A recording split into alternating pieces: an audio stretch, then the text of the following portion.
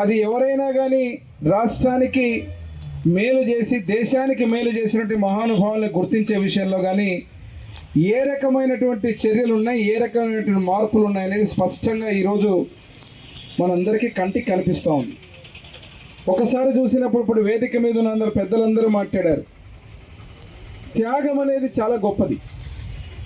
కానీ ఆ త్యాగాన్ని ఇక్కడున్న మనం కానీ ఇక్కడ ఉన్నటువంటి మనందరితో పాటు ఎవరు త్యాగం చేసినా ఏదో ఒక వాళ్ళ స్వలాభం కోసమో సొంత పని కోసమో లేకపోతే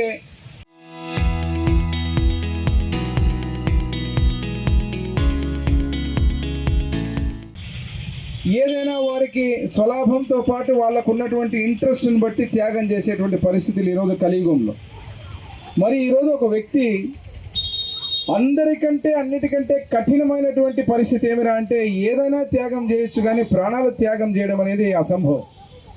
అటువంటి కార్యక్రమాన్ని భాషా ప్రవిక్త రాష్ట్రాలు అన్నప్పుడు తెలుగు భాషని ఆంధ్ర రాష్ట్రాన్ని నిర్మించాలని చెప్పి ఆ రోజుల్లో అమరజీవి అయినటువంటి మహానుభావుడు పొట్టి శ్రీరాములు గారు 58 రోజులు నిరవధిక నిరాహార దీక్ష చేస్తూ ప్రాణాలను త్యాగం చేసిన ఆ మహానుభావుని మనం స్మరించుకోకపోతే మనకంటే ఇంకా దౌర్భాగ్యం కానీ ఇంతకంటే దౌర్భాగ్యం ఏమి ఉండదు. మరి ఈరోజు గుర్తించడమే కాదు, తెలుగువాడి ఆత్మగౌరవం కోసం పార్టీని స్థాపించిన విశ్వవిఖ్యాతుల సార్వభౌమ నందమూరి తారక రామారావు గారు అయితే తెలుగువాడి ఆత్మవిశ్వాసాన్ని ప్రపంచానికి చాటిరెప్పిన మహానేత మన ముఖ్యమంత్రి వర్యులు నారా చంద్రబాబు నాయుడు గారు.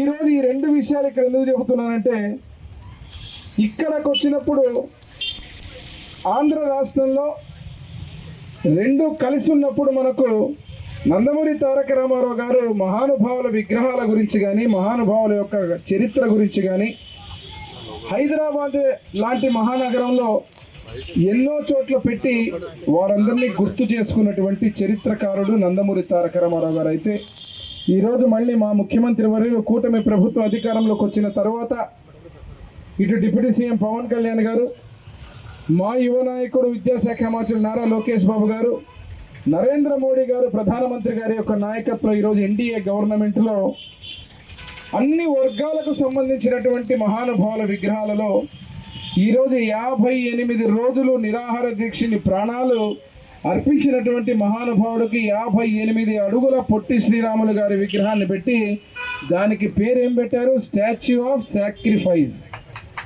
స్టాచ్యూ ఆఫ్ సాక్రిఫైస్ అంటూ ఈరోజు ఆ యొక్క విగ్రహాన్ని పెట్టి వారిని స్మరించుకోవడం, వారిని గుర్తించుకోవడం. అదే రకంగా ఆర్య వైశ్యులకు సంబంధించినటువంటి వర్గం ఇంతకుముందు మా చంద్రశేఖర్, ఈరోజు అందరి వాడు పొట్టి శ్రీరాములు మహానుభావులు, వీళ్ళందరూ అందరి వాళ్ళు ఏదో ఒక వర్గానికో ఒక కులానికో సంబంధించినటువంటి వ్యక్తులు కాదు. ఈరోజు మైకు పట్టుకొని శాసనసభలో ఆంధ్ర రాష్ట్ర శాసనసభ్యుడిగా నేను కానీ ఎవరైనా కానీ ఇంకా మా ముఖ్యమంత్రి వర్యులు కానీ ఎవరు మాట్లాడినా కూడా ఈరోజు ఈ రాష్ట్రం యొక్క నిర్మాణానికి పునాది వేసినటువంటి మహానుభావుడు పొట్టి శ్రీరాములు గారు. ఈరోజు చాలా ఆనందంగా ఉంది. 125వ జయంతిని ఇంత ఘనంగా జరుపుకోవడమే కాకుండా మన కూటమి ప్రభుత్వం ఆర్య వైశ్యుల పట్ల కానీ అన్ని వర్గాల పట్ల కానీ ఒక చిత్తశుద్ధి ఏమంటే 175 నియోజకవర్గాలలో ఈరోజు అఫీషియల్గా ప్రకటించడం జరిగింది ఈ కార్యక్రమాన్ని చేయాలని. అది చాలా గొప్ప సంగతి.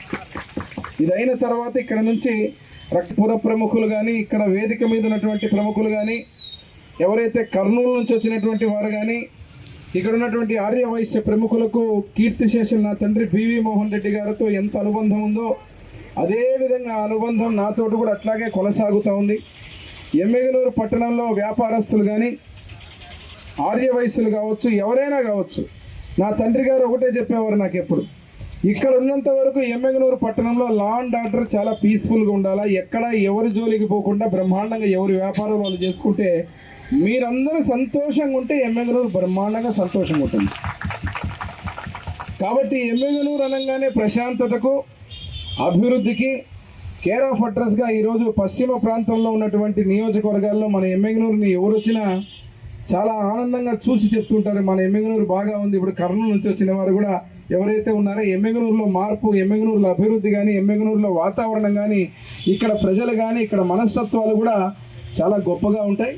ఆ అనుబంధాలు అనేది నా తండ్రి బివి మోహన్ రెడ్డి గారితో నుంచి ఈ రోజు వరకు కూడా అదే రకంగా కొనసాగుతుంది.